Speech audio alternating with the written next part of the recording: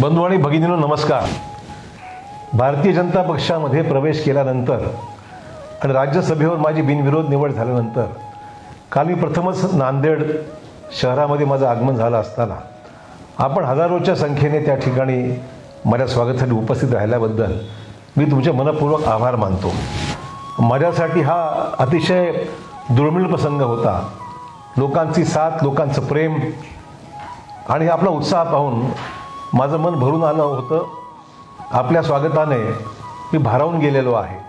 आपल्या सर्वांचे जेवढे आभार मानावेत तेवढं कमी आहे।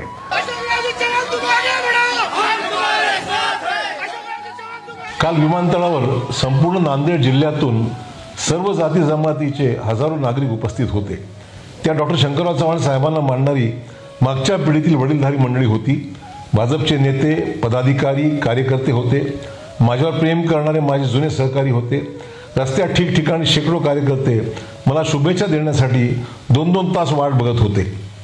कालपासून असंख्य लोकांनी घरी येऊन आपल्या सदिच्छा व्यक्त केलेल्या आहेत। आपण दिलेले आशीर्वाद आणि दिलेलं पाठबळ मला ऊर्जा देणारा आहे।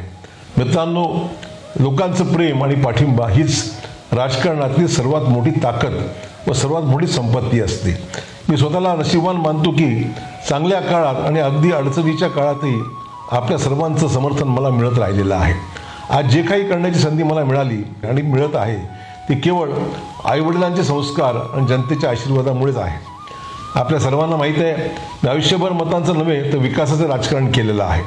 आपल्या जिल्ह्याचा, मराठवाड्याचा विकास व्हावा यासाठी नेहमी प्रामाणिकपणे माझा प्रयत्न राहिलेला आहे। भारतीय जनता पक्षात प्रवेश करण्याच्या माझ्या निर्णयामागे सुद्धा हेच प्रमुख कारण आहे। माननीय पंतप्रधान नरेंद्रजी मोदी यांनी देशात विकासाचे एक नवीन पर्व सुरू केले आहे। विकसित भारताचे लक्ष्य निश्चित करून त्यावर योजनापूर्वक काम सुरू आहे। भारत विकसित व्हावा, महाराष्ट्र विकसित व्हावा आणि माझा नांदेड जिल्हासुद्धा विकसित व्हावा या प्रामाणिक हेतूने मी माननीय मोदीजींच्या नेतृत्वाखालील विकासाच्या मुख्य प्रवाहात सामील होण्याच्या दृष्टीने हा निर्णय घेतला आहे।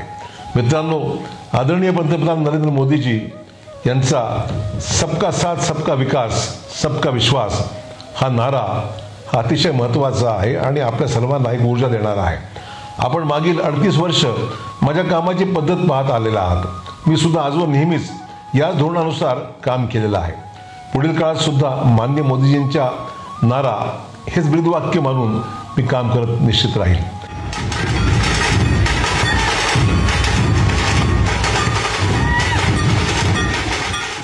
पुनश्च एकदा आपल्या सर्वांचे मनपूर्वक आभार। जय हिंद, जय भारत, जय महाराष्ट्र।